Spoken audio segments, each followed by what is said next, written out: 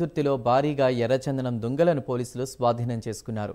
ఎర్రగుంట్ల మండలం పొట్లదుర్తి గ్రామం వద్ద నూతనంగా నిర్మించిన జగనన్న కాలనీ సమీపంలో దాదాపు 4000 కిలోల బరువున్న 158 ఎర్రచందనం దుంగలను స్వాధీనం చేసుకున్నారు.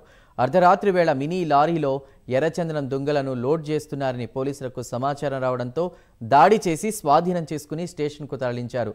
లారీ డ్రైవర్తో పాటు మరికొంతమంది పరారైనట్లు సమాచారం.